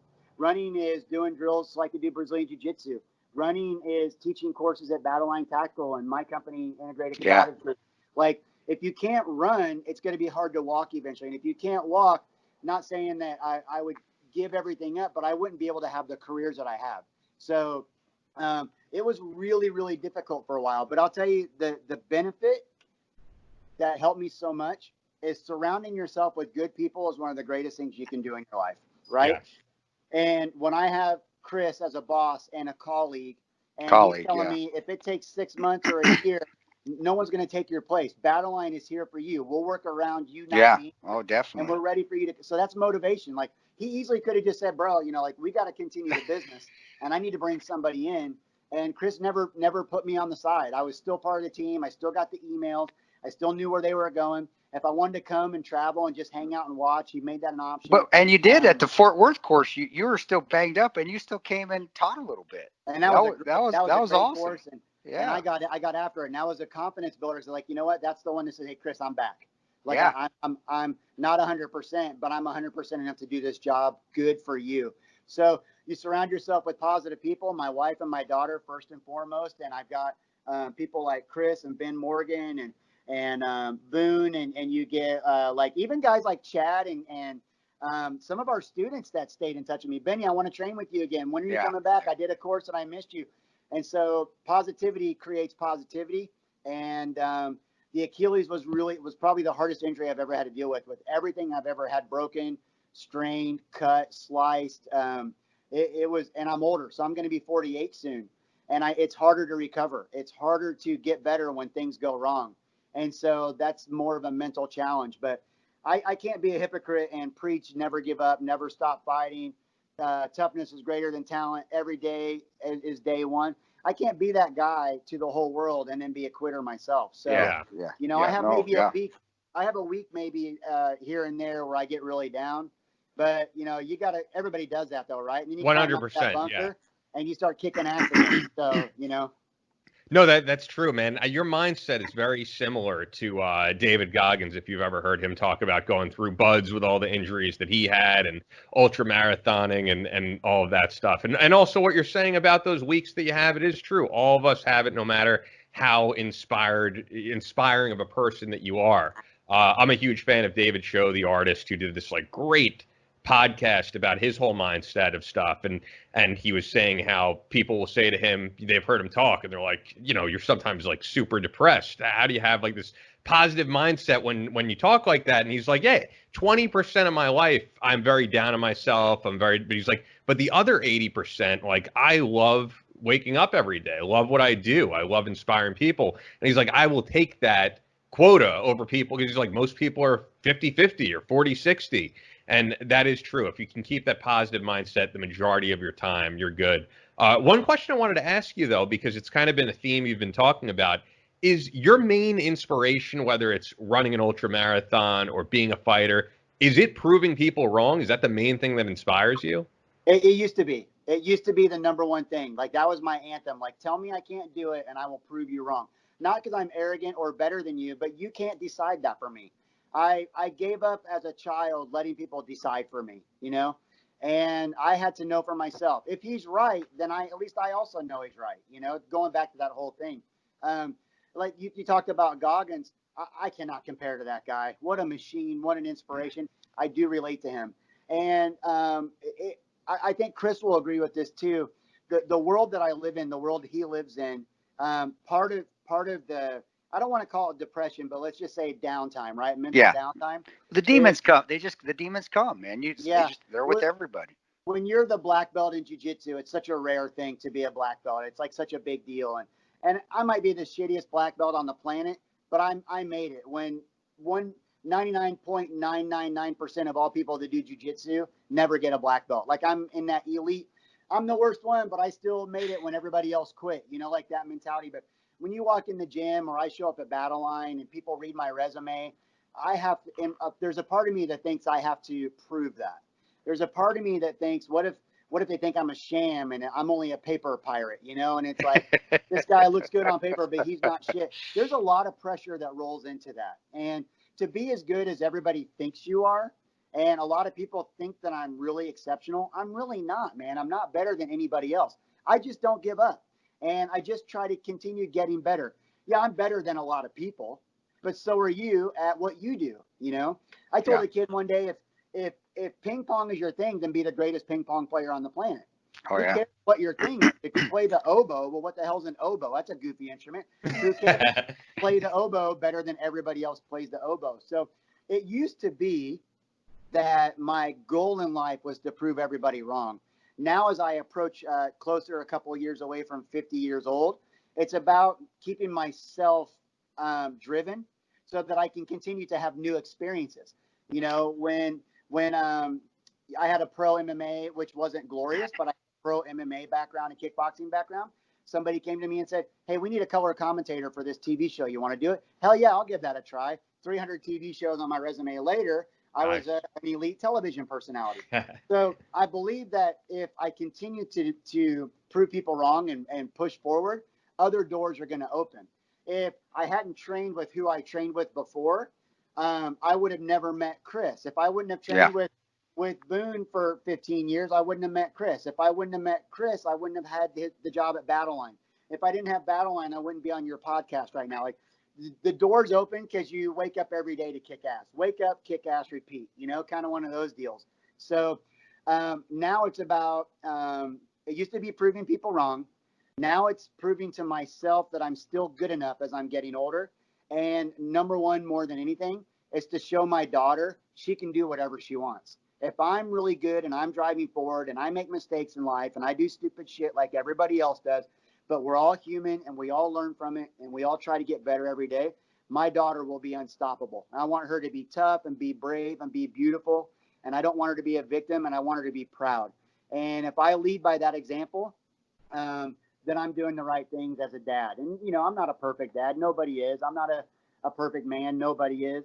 But I try to be more good than having a bad day. You know what I mean? So it does roll into parenthood for me too. Oh, as well. That's why he's a trainer. That's why I wasn't going to. There's no way I was going to replace Benny. It's hard enough to find an instructor with no ego, but then to find an instructor who just exemplifies positivity and has gone through his own mistakes. And I always love having a guy that says, hey, you know what? I'm not the best at everything. Hey, I'm going to screw up sometimes. When I hear that, I know that he probably is not going to screw up very much. And he is damn near probably close to the best because he's able to admit his faults, which means he's going to work at improving those faults. And he hasn't disproven that at all. So, yeah, now you guys know why Benny is the lead combatives instructor at Battleline, why Benny has his own company, why Benny is successful. He's successful, and he's successful as a family man, successful as a husband, successful in his own life, and everybody can learn from him. I learn from him too. I always do. And I won't admit that again. No, I always do. I always learn from Benny. But you can. And as instructors, and what I love, he said at the beginning, and I wanted to come back to it. He said, as instructors, we want to make it where we don't have to instruct you anymore. As instructors, that is the end state. As a coach or a leader, if you're in the military as well, whatever, you want to put yourself out of a job. You want to be that good that they don't need you anymore. To me, when he said that to me the first time, because that's my mindset too. It's like, that's the guy right there. That's the guy I want. I want a guy that is willing to give out all the information he has, not hold anything back, even if it means it's going to put him out of a job, because he gives a shit about that person getting better. That's what sold me, and that's how Benny, and he said it again here. I'm going to say it again, and I know he lives his life like that. Is that, hey, yeah, I want to teach you, and I want to be able to give as much information to you as I can. Set an example so you can say, hey, appreciate it, got it all. I don't need it anymore. We're good to go. I learned everything I can. I'm going to move forward. Perfect. I did my job. I feel good. We're happy. And that also exemplifies humbleness. It exemplifies humility, which is important as an instructor, but it's also important as a leader. But it's also important just to be that way as a human being. There's not a lot of humility out there, guys, anymore. There isn't. And finding somebody that is humble, but also confident. You can be confident and humble And then, yes, I did the same as he. We push the line every once in a while with some air. Every once in a while, we'll be a little bit arrogant. Usually just when we're to each other. We're sitting watching pets in Chicago eating pizza, being arrogant to each other. But that humility is what sets it apart, and he has it. And as you people are listening to the show, you can see that Benny's a tough son of a bitch, but he's also very humble. But the biggest thing, he cares. He gives a shit about you. He gives a shit about you getting better. And that's, as an instructor, you can't ask for anything more. That's something you can't teach either. It's funny that the excitement of meeting Tonto, and he found out I was just a complete idiot. He just said, Jesus, you're an idiot. You're a lot shorter than I thought you were going to be. I thought your butt was bigger, but I don't know. Thanks, man. But you're excited about the 13 hours guy and the war hero guy, and of course that there's so much pride about that. But now it's funny because people say, what do you do? I'm the lead combat instructor for Battleline Tactical. It's one of my proudest things I've done in my career. Oh, thanks, man. But it's like I said, you have to say, well, have you seen the movie 13 Hours or read the book? Because a lot of people just might not know Chris's name by his name when you just throw a name out. But now they say, oh, Chris Tonto Frondo from the movie. Now it clicks, right? Like, but in the beginning, even for me, that was so exciting because all of that was so exciting. But you get to meet people, right? And you get to say that guy lived one of the craziest things a human could possibly go through. But what an arrogant prick. I don't want to on that guy, and it's distasteful. You still respect it, but what kind of guy is he? He's an arrogant douchebag. But Chris has kind of gotten away from that. Chris was never that guy to me. Like, I met the famous guy. It was exciting to meet the famous guy. But now he's just one of the greatest tactical instructors and one of my best friends and a brother to me. Yeah. And, it's like, it's not like, oh my gosh, we went to Chicago and taught a bunch of police and taught a bunch of great citizens how to be better with their concealed carries and made the community better with this Benghazi war hero. No, man, it's just, my buddy Chris. Yeah. And we're working really hard. And at the end of the day, I'm sitting on the couch sharing a pizza from my favorite bar in the city because I'm from Chicago. And I'll plug them. It's Lottie's. Bang, bang. And you got the hat on, too. We're drinking a beer and we're eating pizza and we're watching pets. And we're watching pets. Super macho guys. But I'm doing that with my buddy. I'm not doing that with the Benghazi hero. So, the lack of ego and the great instructor and the great mentor that he is for me, all of the famous shit went away. And now he's just a guy I want to get better with every day. And I think that as people train with us, that's why we have an extremely high return rate in Battleline Tactical for return students. And I think it's because they're all excited to train with Chris for what he was. And then they come back because for who they figure out that he is now. He'll always be the Benghazi guy, but he's so much more than that.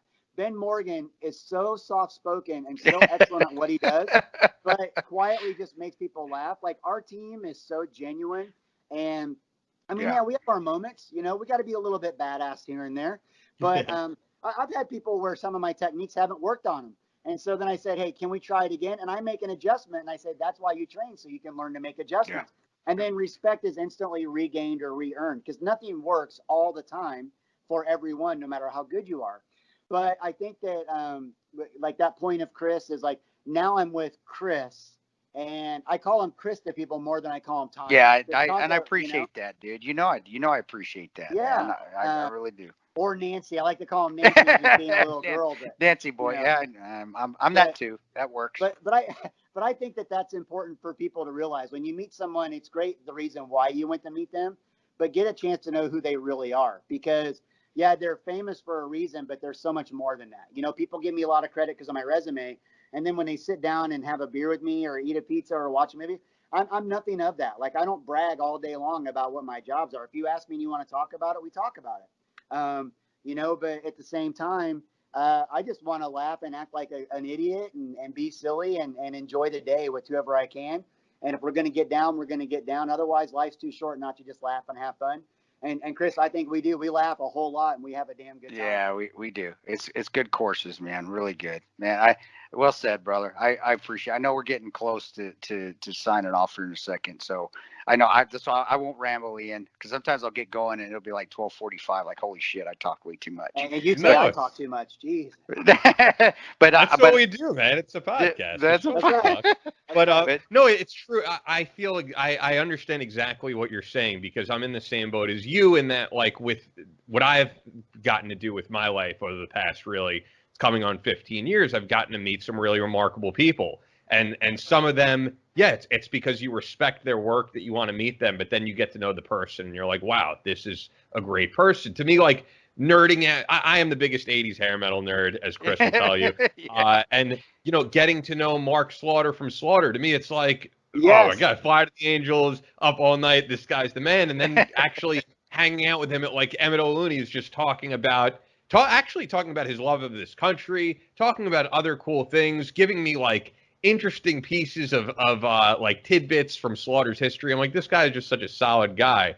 Or even Frankie Palmieri from Amura we had on the show. That was one of my solo interviews. But first time meeting him, I was nerding out because I'm a huge fan of his group. And then getting to know him, we're very similar people. So I know exactly what you mean. Once you kind of take away the starstruckness, that's not a word, but, you know, and get to know the actual individual, it's pretty cool. And sometimes it's not cool. Sometimes the people that you respect turn out to be douchebags, as you said. Yeah. More often than not, though, I think the people whose work I really like have turned out to be really cool, solid people, and that's why I'm still in touch with them, and why I still have a lot of those people back here on the podcast. You know, and before we wrap up, I was going to say, I got to give your contact, and I think Chris would agree, to Christoph Lewis, because you have such a similar mindset for his, you know, motivational type podcast. You would be a great guest on there. I'd be happy to do it. Yeah, let him know if he's interested. I'm always down.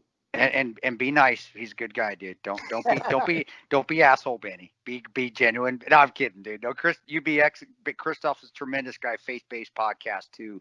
And I will give him to Christoph. If you're listening, we'll get you Benny's information. You got to have him on, man. I'm gonna DM Christoph, because the whole interview, I'm like, man, you'd be perfect for his show as well. If you're totally in that wheelhouse of his audience. But once again, BenjaminGlossop.com, at BG Combat on Instagram as well as on Twitter. And then if you want to follow Benny's personal brand, it's at ICG Fight on Instagram. Of course, at official Battleline Tactical on Instagram, Battleline Tactical on Facebook.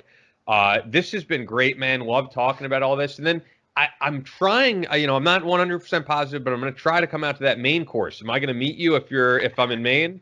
Actually, if Chris wants me, I'm always there. It's just a matter of what type of course it is. But if it's got any kind of combatives, or if it's a vehicle defense or a home defense, or active shooter response, I'm always there. So it just depends on the course, but that would be great. If he's there, and right now it just depends on the signups. It's a pistol carbine for the main course guys, so probably not. But it's until we can, and we always, that's what sucks about business. I always have to watch it too, because if we get enough signups and I can bring him out, even if it's not a course that per se that he would be part of, which as far as curriculum goes, like vehicle defense, he's always going to be a part of. Active shooter, always a part of. Whenever we do any defensive concealed carry, he's always going to be a part of that, because that is more of retention and draw stroke than getting into, than focusing just on the shooting portion.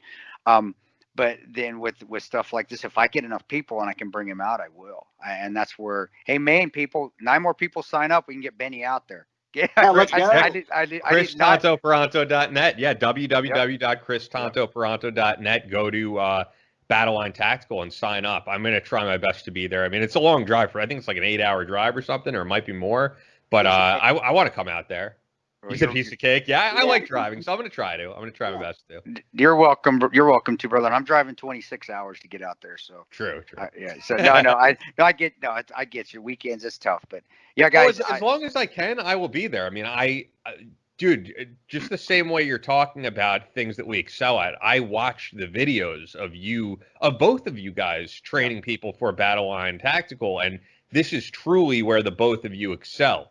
I don't know. I'm a gun owner, but it is not in any remotely way my wheelhouse. But I'm able to just watch those videos of you guys and see this is like naturally what you're great at, and I love watching greatness. Oh, thanks, man. Benny, you can take that one, man. But Benny's great. I just try to keep up with him and Ben. man. And it's good that now at Battleline we actually have our core, which it took me a couple years to figure out who would gel and work well together.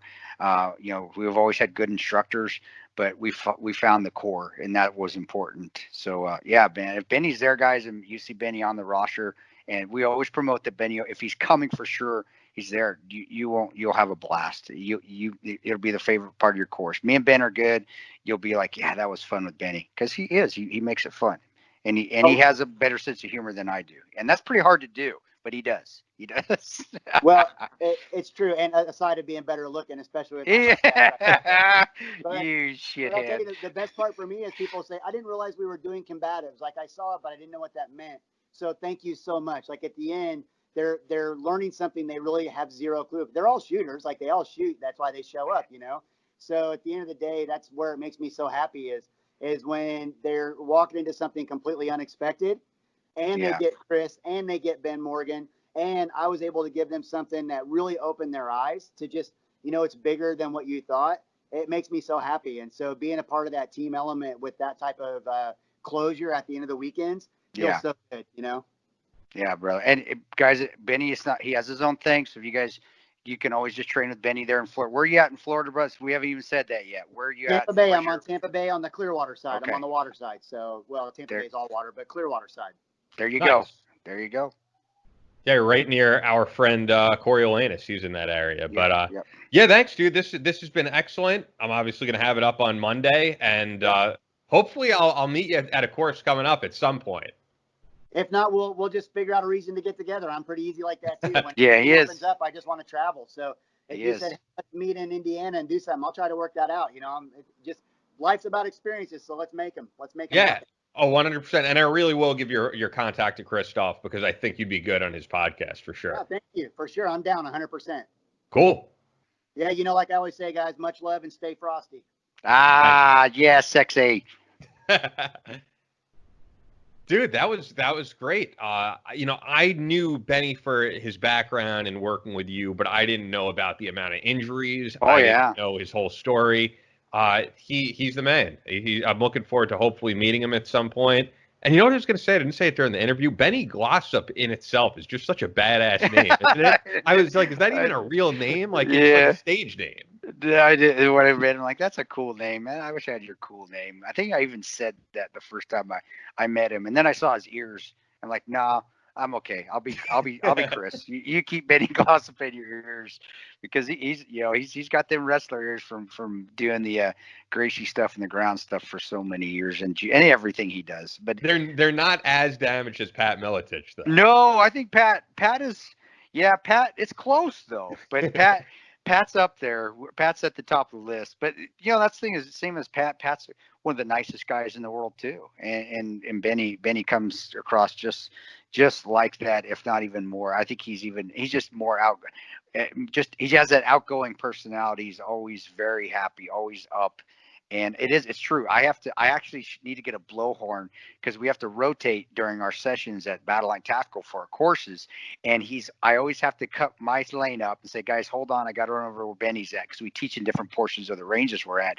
Run over there and say, hey, we got to go, man. We got to rotate. Or he'll see me in the background. I'll try not to interrupt him, and he'll see me put my hand up going 5 minutes. Hey, I'll give him the 5. Like, hey, we got to go. Wrap it up. But that's just because he loves teaching, and people are gravitated towards his teaching style, which is why he's with Battleline, man, and why he does his own thing, and why he's successful at being an instructor. So, and he's just a great guy, just a great guy. And I wish I could have a better adjective to explain him, but no, he's just a great individual that knows what hard work is, and he doesn't get into politics. Like we have our views on things, but he's not into politics. I mean, he gets pissed off at things just like everybody else does, but that's another benefit, is that he's in that aspect. He just wants to live, and he's worried about his own circle, his own bubble. As far as getting in other people's businesses, he won't until it's time to teach. Then he wants to teach you. Then he's going to be in your business, because that's his job. But I love him because he's a guy we can sit around, like in Chicago, and that was no joke, sit around after a day in Chicago, eat pizza, watch pets, and just talk. And it doesn't have to be about fucking politics, man. Yeah. But that's the type of person he is. Great guy. Yeah, and I feel the same way as what you're saying. I mean, both of us have our views on things. I think look, I'm not someone who's not aware of what's going on politically. I mean, clearly from the intro, we both are, but it's when it completely consumes you. Like some of the guests that we have on, I go on their Instagram and it's every day. You know what I'm talking about. It's like 20 posts about Hillary Clinton this and Donald Trump is the greatest, and I'm just like, come on, man, you know. Dude. No, so it's just miserable. I was, and I can say that from experience again, because that's how I was for 3 years when I left and was in this, in the Benghazi thing going on. You become a miserable person. There is no happiness unless something bad happens to the politician or their group that you don't like. Then you're happy, but that's not true happiness. That's not being happy. And you also have no real control over it. Yeah, the best things in life are the stuff that you really can have control over. Exactly. Your own self-discipline. And I think we always say, like, when we say on this podcast we don't get political, it's not like we're not going to answer any questions that we get regarding the politics. I just never want this show to be, and I think you feel the same way, like a platform of we need to get this man elected.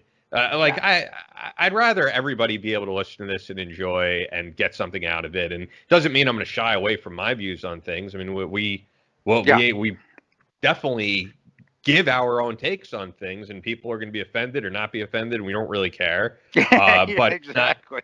It's not going to ever be the focal point. The focal point is more so hearing someone like Benny talk about getting through these injuries and honestly being real about it, because when he did say, that he was down for a little bit, that he does have weeks that he's down, that's real. I think anybody who says that they're motivated 100% of the time, that they don't have days where they're sulking and they're miserable, then they're full of crap. Everybody does. Everybody has those days. It's all about getting back up, finding that motivation to keep yourself fit, to keep yourself doing things that you want to accomplish in your life. It's very easy to just lay back and as you said, I have injuries, I can't do this, I'm not able to do it. All that negative self-talk is like the worst thing you could do to yourself.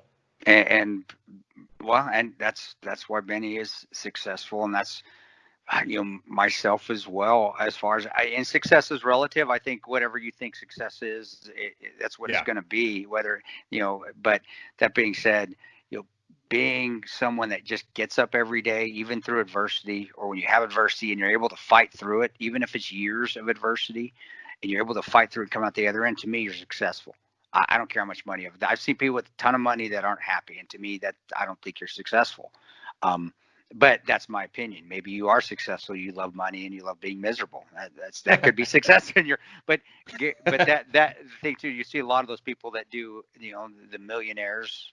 They actually have worked their ass off to be there normally. I mean, some have been born into money. Even if you don't like athletes, you don't like professional athletes because of their political stances, they have gotten to that level because they've worked their ass off or played college football. I know what it was like just even to get a scholarship to a college, just to be be an All-American at a small college.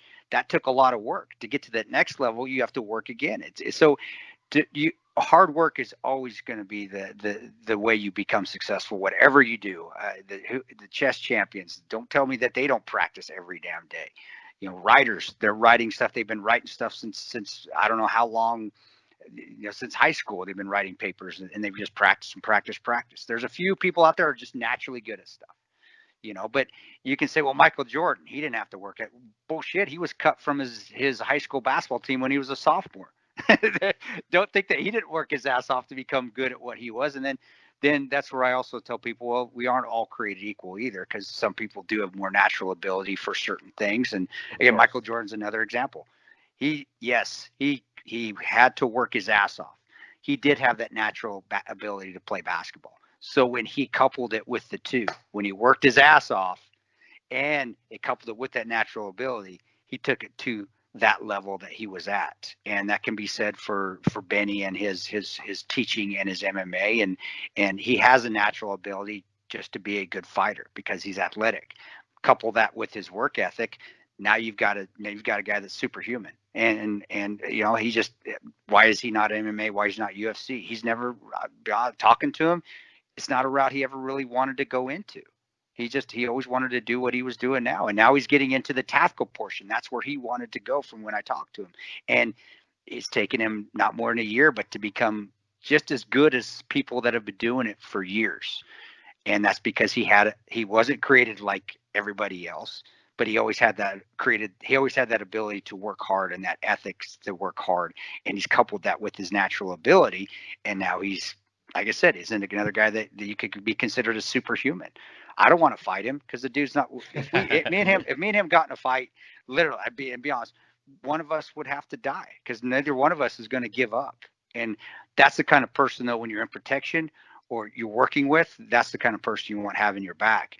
But he's also humble enough to be like, I don't want to get in a fight either. That's the person you want there too. I'm the same way. I don't want to fight. I don't want to fight nobody. Fighting hurts. No, but if you have to, you can take care of yourself, and then you can also do it with a smile. And he's that way. So I love talking to Benny. I think people can get a lot out of him from his teach. You can learn a lot about life. And like you found out, Ian, all those injuries that he had, I've known about him just because I've been around him for 2-3 years now, quite extensively. That's amazing because injuries can make you quit, and it's hard to come back from injuries, especially when you're at a level and then you drop all the way down to level 0 and you got to work your way back up.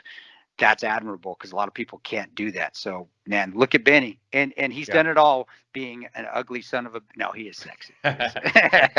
But yeah, now more than ever, I think it's all about adapting and overcoming, and he really demonstrated that in that interview. I know a lot of people listening, because of what's going on, they may be out of a job.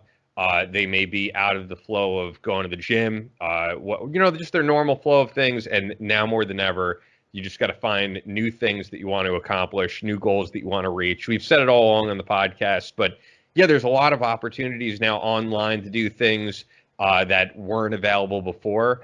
So yeah, whatever your personal goals are, get out and make it happen for sure. You know what I was going to ask you actually, just before we wrap things up on just a lighter note, he was talking about his favorite pizza place in Chicago. I couldn't tell you if I may have had pizza in Chicago because I've been there, but it's been so long. What is truly better from your perspective, like New York City pizza or Chicago? I'm a thin crust kind of guy. New York City. Okay. Sorry, Chicago. That being said, Chicago is a better city than New York City. So I know you like Chicago. I love Chicago as a city. Yeah, it is. But to me personally, I do like Chicago deep dish. But God dang, it's just so hard to eat. It's awesome. I love Chicago deep dish pizza. But if I was going to and you would say, hey, what do you want? Do you want New York style pizza with a thinner crust, or that you could fold up? Which I love eating it like that. Fold that thing up, eat it like a pie sandwich, man. Or do you want to eat you want to have a deep dish? I'd be honest, I would pick the New York style just because I like thinner crust pizza. And but boy, if you get a big old meat lovers Chicago style pizza, holy crap! I can maybe finish one piece, but it's awesome. So it's a tough call. Sorry, Chicago. I apologize, you Chicago deep dish people, but I do prefer the New York style because I like a thinner crust. And I think that the tomatoes and the tomato sauce, honestly, the pizza sauce is, I don't know. It just comes. It just a little bit more there. Just, man, perks you right up. That's one thing I've loved doing in New York, brother. When I come to visit you, is I'll walk and I'll just stop at one of the New York style delis right on the side. That's the best place to get a pizza, man. I did go to one place. Tell me if I'm wrong. You've been living forever. It was by the Brooklyn Bridge, and I had to wait outside. I mean, it was like standing room only. It was awesome. Okay. I mean, you had to wait. It was right under the Brooklyn Bridge, and I know there's a place. I know there's a place Will Cow loves. It's called like Arturo's, and that's like one of the fancy spots. I will tell you, the best place for pizza, I think, is not in New York City. It's right by me, right here, Port Washington, called Salvatore's. If you ever come visit me, man, pizza. Yeah, we're going to Salvatore's. Man. I genuinely think like where I live, the town I'm in, which is a small town, we have the best sushi I've ever had in my entire life. We have the best pizza place I've ever been to in my entire life. And I am not in the city. So, yeah, but anyway, man, this has been a fun episode. Once again, if you want to check out Benny, BenjaminGlossop.com really has all the links to everything. We have T-shirts available, guys. Link in bio. Yeah, they're great. So check them out at the link in our bio. I've been wearing them all the time. I know you did a live stream wearing one. Yeah, it fits And, perfect, dude. It's great next level stuff. Good soft. It's that good. We don't skimp on our t-shirts. We like nice t-shirts, man. And no, guys, it's 100%. awesome t-shirt. Sorry to cut you off there, dude. I put it on. No, they're great, man. Great. I wear them all the time. So yeah, leave us a review if you're into the show, which I would hope you are if you've listened to this whole thing on Apple Podcasts. That really helps us out. And as for sound quality, because I know there's some people saying, what happened to the sound quality? We will be back in studio next week. I don't even know officially who we're getting on, but I'm going to line up a whole bunch of people. We might have some second appearances from some people since they're just around, like Jack or Jim West or Luke Ryan. And then we have other people I want to get in studio. Like I'd love to get we could get Raph on, man. We got to get Raph and talk about the aliens. Guys, I want to talk about all the conspiracy stuff as well as yeah. Being a photographer for Jamie Foxx, for yeah. DJ Who Kid, 50 Cent's DJ. So I think we might get him on. I wanted to get James Powell on, who's former CIA, former Marine, but he's got some family stuff he's dealing with, and I want to wait until he could be in studio. So he'll be on soon. But yeah, we have a lot of people in mind. I want to get Gordon Chang on because I'd love to hear the perspective from China. And then even if we could get them to talk about things other than politics, I would love to get Tom and Deneen Borelli on, because Tom and Deneen have been huge on like reposting our show and helping us out. And they're two of the most solid people. I know you remember seeing them at your book signing a couple of years back. They're just, regardless of what your political views may be, you the listener, because you guys know where they stand. They're just two of the nicest people I know. And that's where I mean, as far as us staying out of politics, it's so hard just to get people to come on that aren't just delved into politics. It's just it sucks, and I hope people figure this out eventually. But we've become so ingrained. It's almost like an ideology. It's almost like a religion now. It's like, hey, tell people to turn off Fox or CNN. It's almost like, and it equates to telling the Taliban to not believe in the Quran anymore. I mean, it really, that's how bad it is. And you guys could, Chris, roll in your eyes. What are you talking about? I'm not it's going to come out. Chris Tonoprano calls Democrats and Republicans. He compares them to the Taliban. It's going to go, some stupid shit's going to come up, but it is that ideology. And if you don't believe me, I want you to test yourself. Again, I want you not to look at news for a whole week. Can you do that? Can you do that? And I guarantee you, none of you out there, if you can, I believe you. Email us and say, hey, or DM and say, Chris, I didn't do any news. I didn't watch any of it for anything. Even Facebook. I delete Facebook off my phone. I delete it off Instagram. I post and I get off of it. I don't read the feeds. Ian is my guy when I come on, like the Drew Brees thing. I didn't even know, dude. I had no idea that was going on. But I challenge you. I challenge you. If you don't believe me to that comparison and you want to call my bullshit, I challenge you to turn off all your social media and to not watch the news for just 1 week. That's all I'm asking. 1 week. If you can't do that, then you know what? I'll pull it out from an Andrew Wilkow show. I'm right. You're wrong. You cannot. My argument cannot be disproved 100%. So that's what it means. But I do feel that way. We get to that point, and that's why our country is in the stages that we're at. It's just because, God dang it, guys, from Rodney King, can't we all just get along? Seriously, that's as simple as that. Can't we all just get along? Well, obviously it's not working right now, but we can get there because we still are the greatest country in the world, and we're coming up on July 4th, brother. Celebrate our independence. Let's celebrate it. Be blessed that we are in the greatest country in the world, and you're not in Tiananmen Square protesting with a tank running over you if you think that our country is so bad. It's not. It's not at all. Yeah, there you go. I did my rant. I did my my what's the old radio guy? I used to Harvey. What was his name? The famous. He had the best radio show out there all the time. I'm trying to think. I don't know anyone with a Harvey. What was his name? Oh shit! I'll remember it next episode. Wait, let me. I'll go on here. Google it. I'm guessing this is before my time. It was, but you would know his name because he was one of the pioneers of talk radio. I see. Oh, Paul Harvey. Paul Harvey. There you go. Paul this Harvey. is way before my time. But I couldn't tell you anything about Paul Harvey. Oh, I could tell you about everybody from Howard Stern to Rush Limbaugh, Opie and Anthony. I know my radio, but yeah. I used to have to listen to it in the car. My mom used to listen to it. My dad driving on the AM radio station.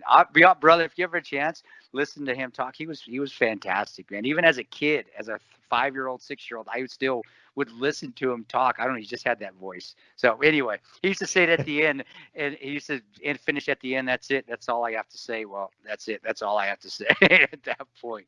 Oh man, yeah. Now, all you listeners out there, I appreciate you guys listening and hearing us, and I hope you come away with something positive with all this, and you challenge yourself. Challenge to do something different today. Challenge yourself to not look at the news today. Challenge yourself to go for a walk. Challenge yourself to go for a run and maybe pick it up a little bit.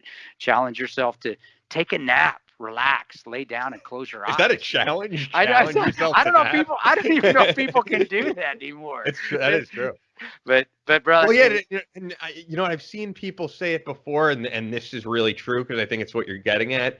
That a few, 10, 15 years back, we would go on the internet to escape reality, and now it's like we go out in nature to escape the internet. Yeah, to escape the news. Listen, brother. I think we should end it with that one because I got nothing. That's a perfect analogy right there. Let's end it with that one because you are so right, perfectly right.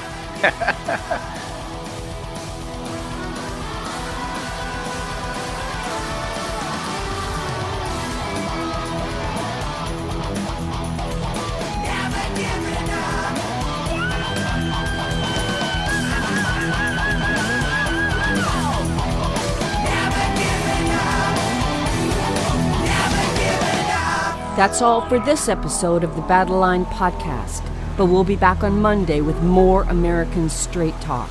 Until then, be sure to follow us on Instagram at Battleline Podcast and on Twitter at Battleline Pod. To sign up for future Battleline Tactical courses, go to www.christantoparanto.net. Believe in yourself, face all challenges head on, and as always, never quit.